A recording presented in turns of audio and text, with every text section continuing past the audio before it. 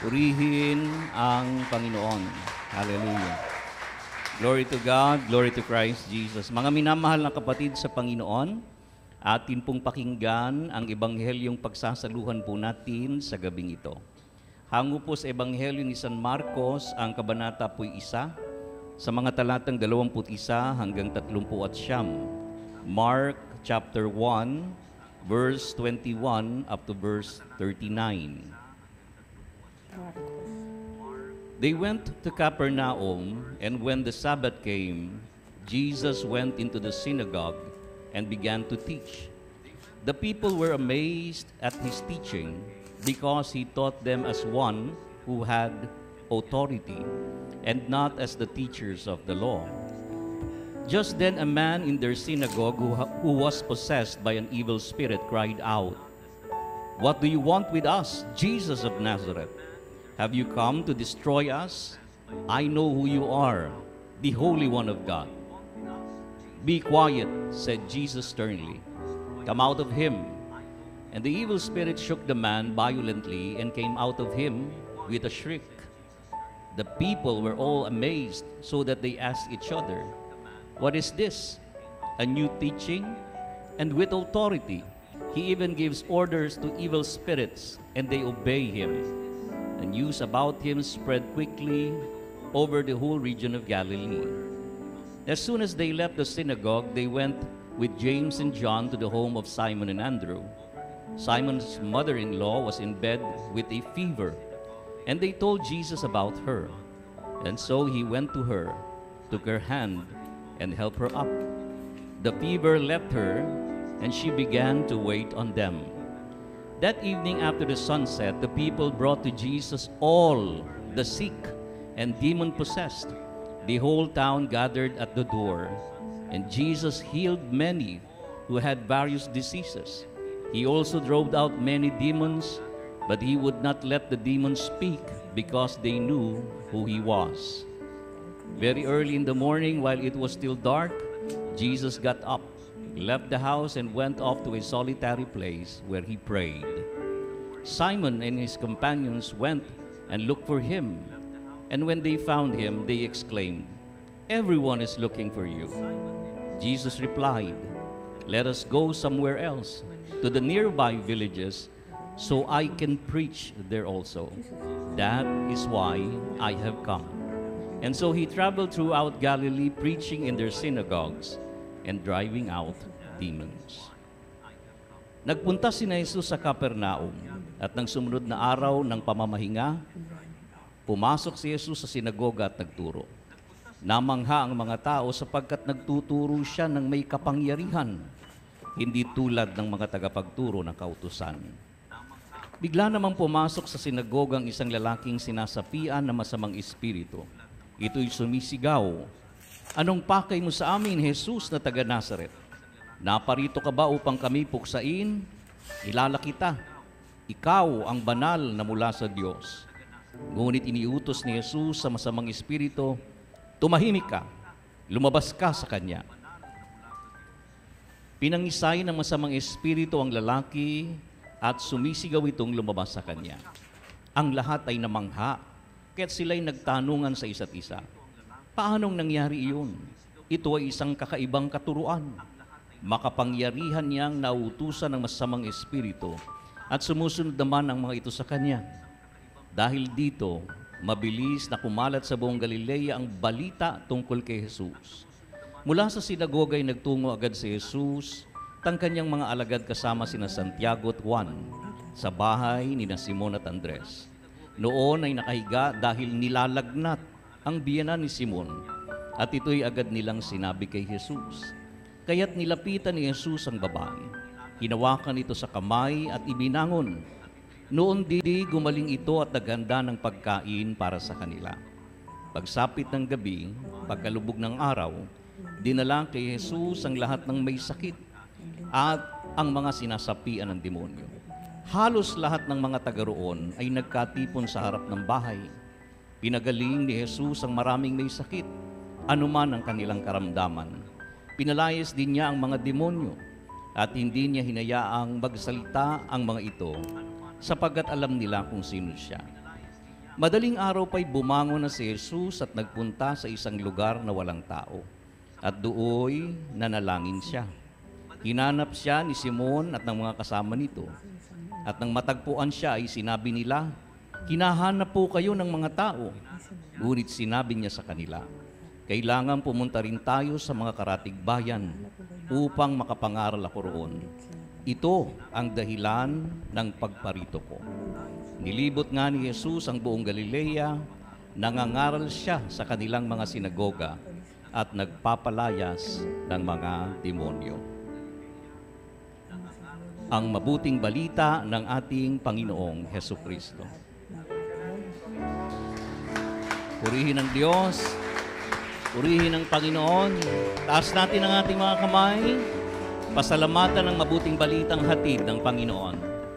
Hallelujah, hallelujah, hallelujah. Thank you, Lord. Thank you, Jesus. Sa panahon ng mga pagsubok, sapagkat lutang na lutang ang mga taong nagtitiwala sa Diyos. Amen? Yan yung panahon na wala tayong ibang inasahan kung hindi ang Diyos eh. 'Di ba? Maraming nawalan ng trabaho, maraming mga tao na hindi alam kung saan kukuha ng susunod nilang kakainin. Pero ang mga anak ni El Shaddai parang hindi naman nagutom. Parang naimpatyo pa nga eh. Nasobrahan ng busog. Ha? At ano pa? Stubbornness. Pag sinabing stubborn, talaga matigas ang ulo, no? Sabi ng Psalm 81, verse 11 to 12, ito po yung mababasa niyo mga kapatid ko. Psalm 81, okay, verse 11 up to verse 12. Ito po yung sinasabi, "But my people would not listen to me. Israel would not submit to me. So I gave them over to their stubborn hearts to follow their own devices." Hinayaan ka na lang. Kasi matigas ulo mo eh. Ilang beses ka nang pinagsabihan, ayaw mo pa rin makinig. Bahala ka na. Yan. Diba? Kaya ang buhay ng mananampalataya, kung minsan, bakit gano'n? Hindi nagbabago. Paulit-ulit. Hinayaan na lang. Diba? Kayo ba matigas ba ulo nyo? Alam nyo, ngayon natin higit kailangan maging masunurin. Kanina nandun kami sa Ambel, naglalatag doon ng mga upuan. Nakadistansya na yun. Huwag nyo nang galawin. Ha? At saka hindi na po pwedeng magdala ng sariling bangko. Alam niyo ba sa Pilipino kung ano yung ibig sabihin nagdadala ng sarili o nag-aangat ng sariling bangko? Wag na, may mga bangko na doon. Ha? Bukas maaga din kami doon, babantayan namin kayo. Kasi dapat hindi na binabantayan yung mababait. Ha? At pag-uwian, hindi sabay-sabay ang tayo. Kinakailangan parang exodus, no? Marcha. Para makita ng sambayan ng Pilipino na ang mga anak ni El Shaddai mababait at masunurin. Amen? Ayan. So brothers and sisters, yan, makikita natin sa grasya ng Diyos, sa kapangyarihan ng Diyos, kapag tumatalima ka, nararanasan mo yung kanyang kapangyarihan. So sabi natin kanina, pag-usapan natin yung salitang obey. Obey. Sabihin nyo nga, obey. Ayan. Ano yung first letter ng obey? O. Okay. Sabihin nyo, O. Ulitin nyo. Ayun, O. Yung O stands for omnipotence. It speaks about the sovereignty of God. God is omnipotent. It means that He is almighty. He is all-powerful. Ibig sabihin, kung may authority, ang lahat ng authority is subject to God's authority. Ibig sabihin ako, kung ako'y may kapangyarihan, subject pa rin ako sa kapangyarihan ng Diyos. Dahil kung yung kapangyarihan kong aking igigiit, mawawalan ng saysay. Kung yung aking galing ang aking igigiit, mawawalan ng saysay. Pero kung iilalim ako sa kapangyarihan ng Diyos katulad ng ginawa ng Panginoon Jesucristo, mararanasan mo ang pagkilos ng kapangyarihan ng Diyos, mga kapatid. Amen? 1. Verse 17, brothers and sisters in Christ. Ano po yung sinasabi diyan? Colossians 1:17. Ang sabi po ng Word of God, He is before all things. He is before all things. So, umpisa natin maganda dito sa ano. Sabi po dito, the supremacy of Christ.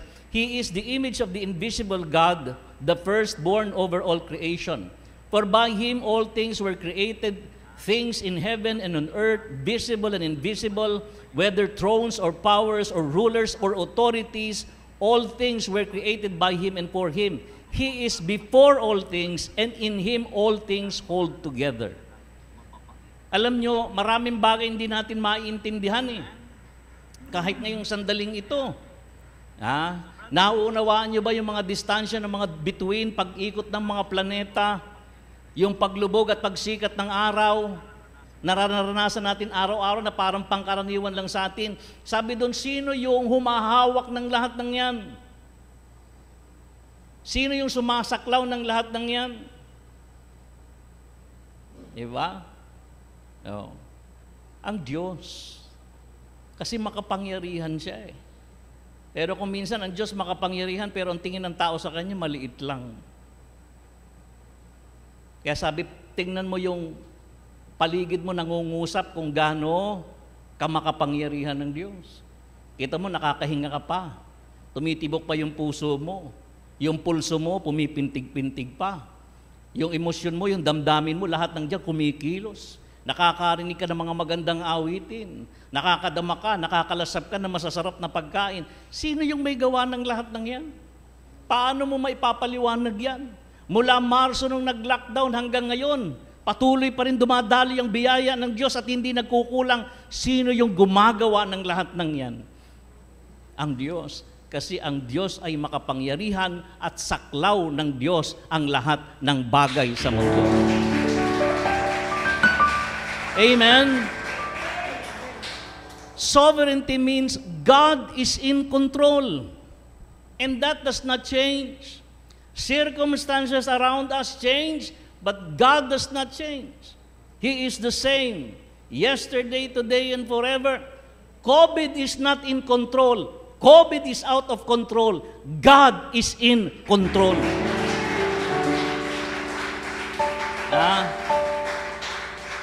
Ang mundo, parang kontrolado na niya. Pero ang mananampalataya, alam pa rin kung sino ang higit na makapangyarihan kaysa sa lahat. Diba? Kaya nga, yung mga alagad, kanina lumapit dahil may lagnat. Yung biyanan ni Pedro, hindi naman tinermal yun. Dati-dati, para malaman mo na may lagnat, hindi mo naman kailangan ng thermal. Hihipuin mo lang ang noo. Hihipuin mo lang ang leg. Sasabihin, may lagnat. Ngayon, high-tech na tayo, babaril-bariling ka. At huhulaan mo pa kung anong score mo. Pag nag-grade ka ng 40, delikado ka. Dati-dati daw, kapag may lagnat ka, concern ang pamilya mo sa iyo. Ngayon, kapag may lagnat ka, pati kapitbahay mo concerned sa iyo, huwag kang lalabas, diyan ka lang. Alam nyo, ang Diyos noon at saka Diyos ngayon, hindi naman nagbabago. At ang Diyos hindi natatakot sa lagnat. At sa may lagnat. Sa katunayan, sabi doon, yung bahay ni Pedro, halos buong bayan nandoon, puro may sakit. Hindi pinauwi, hindi kinwarantin. Hinarap ng Panginoon ang lahat sapagkat tayo lumalapit sa Diyos hindi para magkasakit. Lumalapit tayo sa Diyos para pagalingin ang lahat ng ating karamdaman. Amen? At hindi naman yun nagbabago. Diba? Paano kung sarado yung simbahan saan ka pupunta? Gusto mo nga lumapit sa Diyos. Di ba ang simbahan, tahanan din ng Diyos? Buti pa si Lord hindi nagsasara ng pinto. Sabi niya, bukas lagi yung pinto. Amen? Pareho pa rin ang Diyos, makapangyarihan pa. Sabi pa nga doon, lahat ng uri ng karamdaman pinagaling. Pati ang mga masasamang espiritu pinalalayas. God is sovereign. God is in control. No? Authority means power over. Power over. Malakas yung alon. Naalala ko tuloy si Brother Dante, di ba? Paborito niya pag naririnig ko eh. Sasabi, yung alon, may isip? Wala. Pero nakinig. Yung hangin. May isip wala. Wala. Pero nakinig. Yung tao. May isip wala. Meron. Hindi nakinig. Diba? So makikita natin, pagdating sa authority, everything is subjected to the authority of God. Kahit nga yung mga demonyo, sabi, kilala ka namin eh. Ikaw ang banal ng Diyos. Bakit nandito ka? Wala silang magawa kapag inutusan sila. Why? Because they are subjected to the authority of God. Bakit ang tao hindi? Kasi nga sumuway. Kaya kung tayo bilang mga mananampalataya, kikilalanin natin, if we acknowledge the sovereignty of God, yung kanyang kapangyarihan, mararanasan natin ang pagkilos at pagdaloy ng kapangyarihan ng Diyos. Amen? Now, brothers and sisters in Christ, is to believe. Believe that God gives authority to men. Yan naman ang gusto ng Panginoon eh. Kaya nga, makita natin, sa time ni Adam, he loosed his dominion, his rule. Nawala. Kasi sumuway. Pero kay Jesus, makita natin, ibinigay niya doon sa kanyang mga alagad yung authority. Diba? Inirestore niya yung kapangyarihan sa tao. Nagkaroon ka ng lakas. Nagkaroon ka ng pag-asa. Tingnan niyo dito. Sa John chapter 9, verse 11, sabi ni Pilate kay Jesus, sabi niya, magsalita ka.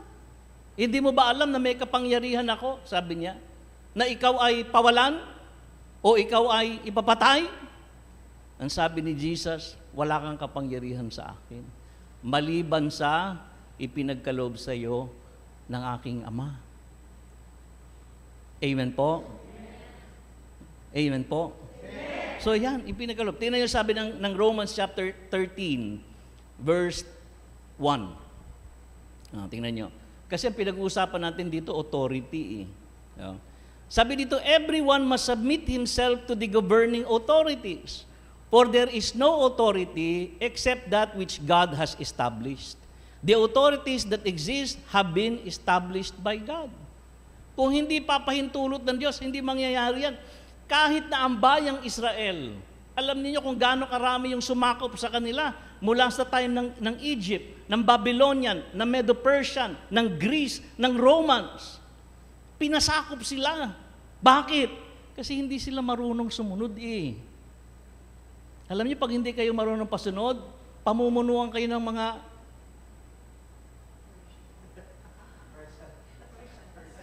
kaya ito nangyayari tinuturuan tayong sumunod. Kasi reklamo tayo ng reklamo eh. Protesta tayo ng protesta eh. Ngayon anong ibibigay sa iyo? Kaya ng mga time ng mga propeta, sabi, ba't mo kami ibibigay sa Babylonia? Mas mga ano pa yan, matitindi yan. Pero pinahintulutan ng Panginoon. Pero may pangako ang Panginoon na ang pamiminuno din ng mga taong sumakop sa kanila, tatapusin din ng Diyos sapagkat ibabalik din niya ang kanyang mga anak, ang kanyang bayan sa ilalim ng paghahari ng kanyang bugtong na anak. Walang iba kung hindi ang ating Panginoong Hesus. Amen? Ayan, brothers and sisters in Christ. Ang Diyos ang tagapagkaloob ng lahat ng karapatan. Kaya kapag ikaw ay may sinasabi at may ginagawa ka, sinong nagbigay sa iyo ng karapatan? Di ba madalas tayo, karapatan natin, may karapatan ako Pero yung karapatan mo dapat saklaw ng karapatan ng Diyos. Kasi kung hindi, yan, magkakagulo-gulo, brothers and sisters in Christ. Alam nyo, ganito. The purpose of authority, brothers and sisters in Christ, is to place all things in order. Ang layunin ng kapangyarihan, ayusin ang lahat ng magulo. Hindi guluhin yung hindi magulo. Yes, mapagpalang araw po, mga brother and sister, mga ka-pray partners. At ito pong gawain, ito po ngayon ay playback noong February 5, 2021. Ang Amor Solo Prayer Meeting at ang ating pong ginamit na disciple preacher ay si Brother Dennis Prias. At yung kanya pong ginamit na Bible verse ay Mark 1:21 to 29. Ayan po mga kapatid, mga brother and sisters. Sobrang haba po nun. Binasa po ni Brother Dennis ng English and then sa Tagalog. Alam niyo po, kahit na ulit siya, masarap pong basahin, masarap pakinggan, masarap ulit-ulitin. At yun, sobrang haba nun, pero meron pong isang verse doon na sa akin, nag-trigger or nag-remind sa akin. Yung sinabi po yung verse na, the fever left her. Nung pinagaling ni Jesus, yung babae, at pinalayas yung lagnat, the fever left her. So kahit anong karamdaman, may pangalan, di ba? And then, palalayasin mo siya by authority given using the name of our Lord Jesus Christ. In the name of Jesus, fever get out of her. Oh, di ba? Yung pagkakabasa nga ni Brother Dennis is with authority din, no? Tumahimik ka. Lumayas ka, lumabas ka sa kanyang katawan. So with conviction, with diction na gagamitin mo yung authority mo. Ayan, di ba? And then nabanggit din dito ni Brother Dennis yung disobedience, no? Na kapag tayo pala ay sumusuway na, ano, nilalayuan na pala tayo ni Yahweh, o hindi na po tayo sinasamahan. At ang sign po, ang senyalis na hindi na natin kasama ang Diyos, hindi na po tinutugon ang ating mga prayer requests. So, pababayaan na tayo ni Yahweh, hindi ka na niya sasamahan, katulad mo nang nangyari kay Saul, the first king. Kasi ang unang king, o unang hari ng Israel, ay hindi po si Yahweh ang nagtalaga, kundi ang mga tao. O nung una, sinamahan siya ni Yahweh. Pero kalaunan, si Saul ay sumuway din kay Yahweh, kaya si Yahweh ay hindi na sumama sa kanya. So ayan, alam niyo po, pag nagninilay tayo ng salita ng Diyos, madidiscern po natin kung tayo ba ay sumusuway o kung tayo ba ay nakakasunod pa rin sa kalooban niya. At ngayon, tinuturuan ako ng Diyos na alam ko na, no, kung bakit nasagot na yung aking mga katanungan before, na talagang magbabad lang talaga tayo sa salita ng Diyos at ang lahat ay maaayos. Amen po. At muli po, ito pong episode ng Amor Solo Prayer Meeting ay nasa comment section po yung buong video, kasi ito po ay inabot ng 2 hours and 47 minutes. So, sobrang dami po pong naibahagi dito si Brother Dennis yan. At yung title po nito ay God is in Control. So, yan. Sabi nga niya, paulit-ulit lang din naman yung nangyayari sa atin. Katulad ng mga kwento o mga aral sa Biblia ay pare-pareho lang din nangyayari ngayon. At iisa lang naman ang solusyon, kundi ang Panginoon. O, di ba, rhyming? Iisa lang ang solusyon, kundi ang Panginoon. O, sumunod po tayo. So, ang pagsuway pala ay naghahatid sa atin ng kabiguan. So, ayan. Pagnilayan po natin yung ating mga sarili. Huwag po yung ibang tao, kundi ang sarili natin. Ano? At malalaman po natin kung talagang tayo ay nakakasunod po sa Kanya. At ayan, muli, kung nais niyo pong mapanood ng buo, ilalagay ko po yung link sa comment section. At ayan po, napaka-powerful po ng mga verses at mga revelation dito ni Brother Dennis. And ayan, sama-sama po natin panoorin ang buo sa Delta Broadcasting System, the official YouTube channel of El Shaddai Ministry. Kaya maraming salamat po ka-pray partners and patuloy po tayong magnilay, manalig sa salita ng Diyos. Stay blessed ka-pray partners!